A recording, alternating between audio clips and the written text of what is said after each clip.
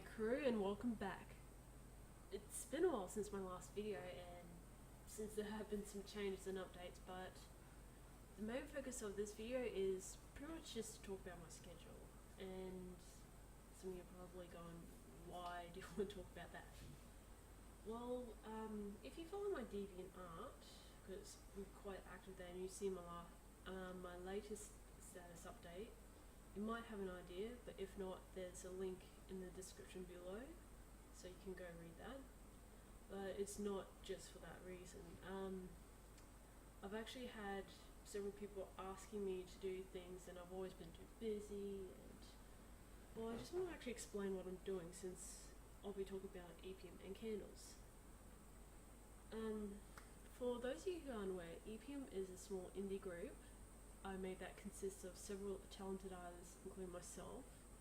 And well, Candles is our first video game that we're making. So, and if you notice that I sound a bit weird, it's because I actually wrote a script for this video, and it's the first time I've actually done that instead of just winging it.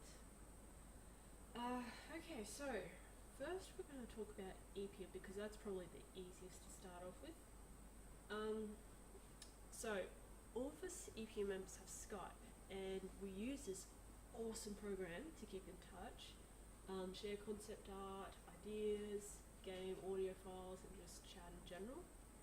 So if I need someone to do certain task, I message them and ask or provide examples for them to get a general idea of what I'm looking for. Because I have Skype on both my computer and phone, even when I'm out doing errands, I can still receive files, check progress, and give feedback, as well as share ideas for scripts or mechanics in Candles.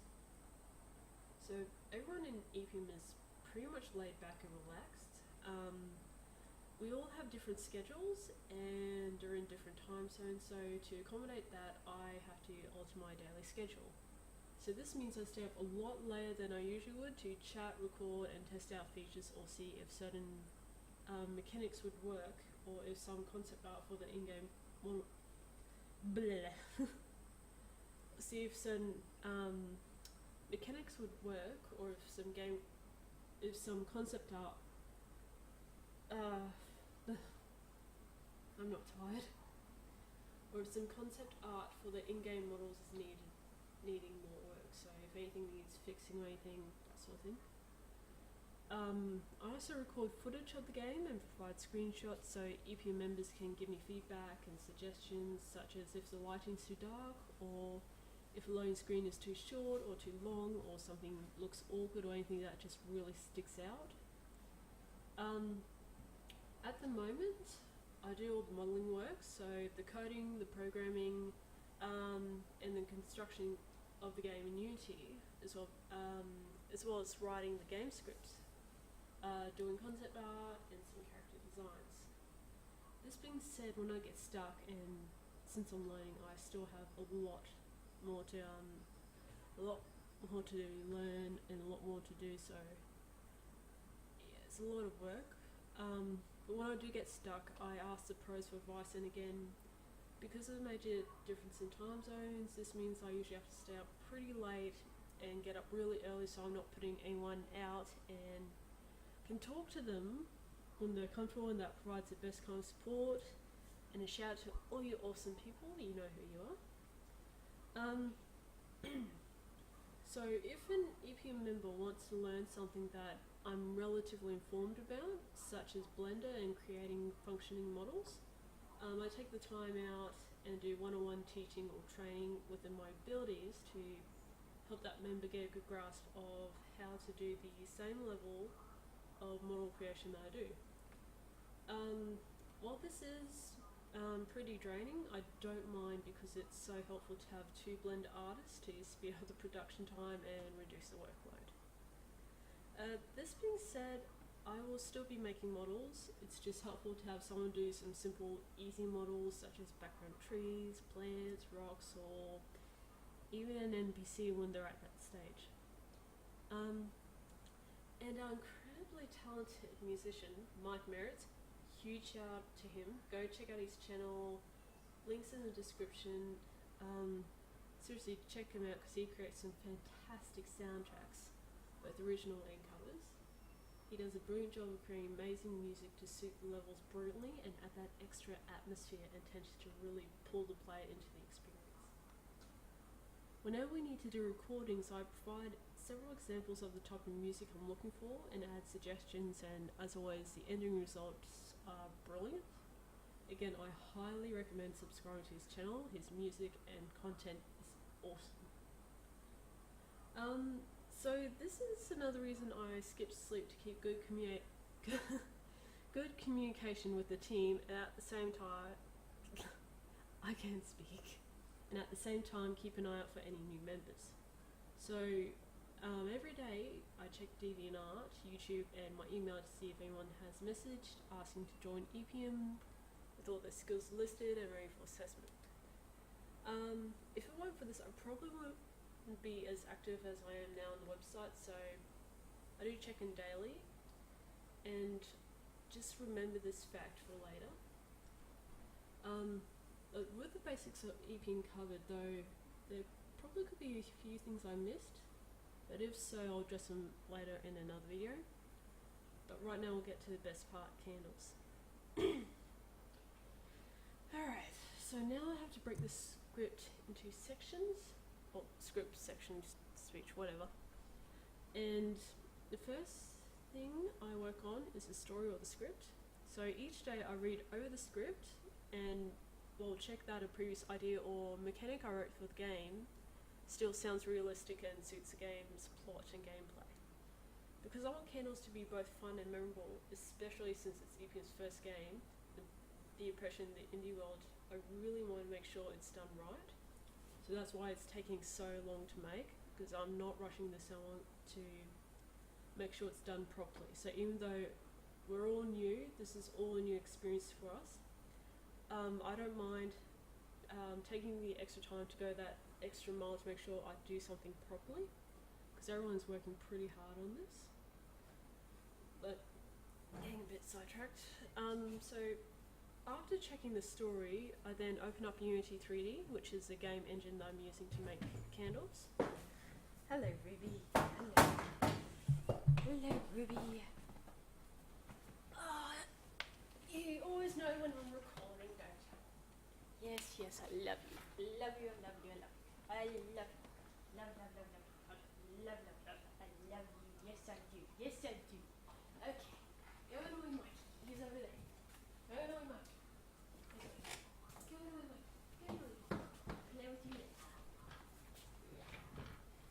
Yes, I love you. I love you. Okay, so where was I?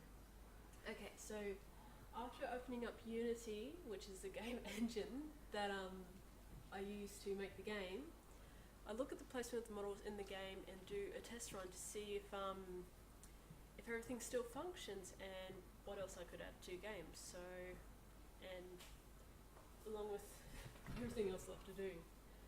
So this could be programming a script, and script-wise I use C#, I don't use JavaScript, to cause an interaction or reaction between characters or trigger some audio or a cutscene to play. So in a separate file I write down these ideas and game mechanics to research later, and then I check a large document file that is basically a to-do list. If I've done something I mark it off, or if I need to do it I get straight to it. So most of the time I need to do more environment models, and this requires Blender, but I need to decide what the plants need to look like. So I Google and research a lot of different plant types and save the images into a folder for reference later. When I get to modeling, I have the reference image open as I work with it, but sometimes I'll get stuck on how to create a certain part, like a certain part of the leaves or the trunk or the roots. Those are just a few examples. So I would just Google the tree roots and see how they grow naturally and look through several images, like probably a few hundred, and I'm not even kidding, just to see how it naturally grows and formation, just so it doesn't look awkward. Because with plants and two types of plants, they all grow in a certain behaviour, and I know that sounds weird, but it makes sense if you get it. Yeah. Anyway, still try and make them unique and adapt them to the game style, but once this is done, I do the same thing for creating the texture. So, and if you follow me on DeviantArt, you probably know that I use GIMP. I still use GIMP now. It's a brilliant program. It's free. I'd highly recommend it if you're trying to do digital artwork or if you just want to muck about with it. You just Google it, you'll be able to find it, because I'm not doing that. Anyway, so this process happens with all the models that I make, and it's pretty time consuming, because anything can throw you off, or if the model does something unexpected, like part of it glitches or doesn't follow or doesn't move properly, and especially with moving models like NPCs or the player model, I have to go to Blender forums and look up the problem I'm having, try all the solutions I have, and if none work, I post a question stating the problem and ask for a solution, which usually takes about a day or so before anyone answers, and it's just a matter of waiting if that answer doesn't work. During this time, while I'm waiting, I go to work on another model or look at a game mechanic or anything else in Unity that I still need to do. This usually involves watching several 30 to 15 minute long video tutorials on YouTube or reading through forum tutorials. This does take a lot of time, and when I get stuck, sometimes the answers don't come right away, but there's always something else to work on in the meantime.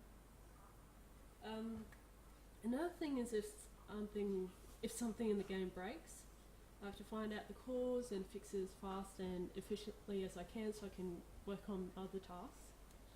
A good example is an annoying glitch I experienced after adding some new code to my UI manager, which is UI is user interface, and this basically caused the pause menu to no longer show up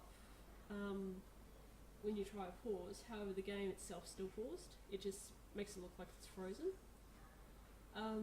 So this actually took a few days to repair and ask around, but I eventually had to replace the current version of the game with the backup I saved when I found the problem. So after, the way I found this was I was disabling separate items to find the issue, to narrow it down to its source, and it turned out it was just the buttons on the pause menu that was affected by this new script and update. So once I replaced that, I redid the content while avoiding the code previously used that caused the issue, and I was able to get it back to normal. So that workflow was able to get going again. So while I'm doing concept art or creating models or working on game strips or just working in Unity in general, or Blender, either one, I'll either have music going or a YouTube video playing as I work, which is why some people have seen me comment on some videos and think I'm just not really doing anything. On my lunch breaks, I'll relax and watch the video before going back to work once I'm done. The only days I have off are Sunday or if I'm sick, which is pretty rare, and if I'm healthy, I do some artwork, play games, and relax, or even spend the whole day sleeping. If I am sick though, I'm just unconscious for the whole day before going back to work on Monday. So this is all I do from the moment I wake up. This is all I do from the moment I wake up at 5 to 6 a.m. to feed the puppies and let them out, as you saw before, until I go to bed around 12 or 3 a.m. This is where my time spent is. That's what I'm doing on a regular basis. So one thing that people have asked is, how do I know whenever Killie does something or send people to attack me? How do I know that? So do you remember when I said earlier how I keep checking DeviantArt or other websites daily? So generally what I do when I go to DeviantArt is I check notes, which is like a private message system. Because if someone wants to apply for Epeom, then usually they contact you privately like that with all the details and stuff ready to go. If I don't see that, so I'll basically look over my notifications. So I'll do a quick scan through the comments and reply section. So and while I'm looking through there, if I see someone saying, excuse me, so that's generally where I see messages from different people, either showing me another attack post or journal from Killie, or Killie messaging me again with threats and horrible grammar, or someone accusing me of bullying until I show them all the evidence. Then they provide me screenshots of the conversation between Killie and themselves, and they tell off Killie for lying to them. That and some friends of mine who are also harassed by Killie let me know if they find anything or if they're being harassed. And again, those friends of mine use Skype, and Skype is the fastest way to contact me because it's on my phone. So that's how I know I'm not hunting around for stuff, because as this video explains, I do not have time or energy for that. And frankly, I am over it. So if something happens, people send me links and screenshots, I save it, report the content, make a post so anyone else who's been abused can step forward, send the evidence to his family, so hopefully they'll stop being lazy and actually make him stop. Then I go back to work. Thankfully these instances with killing getting less frequent. However, recently he posted my personal information online, which I reported and made a post calling him out on it, another broken law to add to the list. Then one of his relatives actually decided to contact me. So despite him claiming to have read the messages I sent to them about police harassment and the screenshots and the evidence, this was flat out ignored, and he found it easier to just point the finger, blame me for everything, and try to throw me with legal action. I then reminded him that this ignorant fool, that Killie had broken the farm rules, laws, and in this I had not done anything wrong. I thought they were chewing something. As I was saying, hey, steady. But as I was saying, I haven't done anything wrong, and in fact that he and his family would get in trouble for knowing about the abuse and not stopping it. I then blocked him, and since I have a lot of work to do and more important things to worry about than a family with perfect child symptoms. So hopefully this answers some questions people have about where I've been, what I've been doing, and how I know whenever Killie attacks me out of spite over a comic. I'm so tired. So also you may have noticed my dreads too. So can you see them? Can you see my dreadlocks? They're synthetic, I made them myself. Honestly, I wasn't going to do an on-camera appearance for this video, instead draw some quick images for this video. However, as I made it clear, I don't have the time to do all this editing. I was also waiting for something to happen to show off to you guys, but it hasn't happened yet, so hopefully by the next video, both it and my dreads will be done, as they take a long time to make and I only do them on my lunch breaks. Well, that's a lot of time and topics covered, and again, if I missed anything, I'll cover them in the next video or another video. But thanks for watching this, and thank you everyone for supporting me and helping me stand up against bullying and harassment. Hopefully they'll get the message and clear off.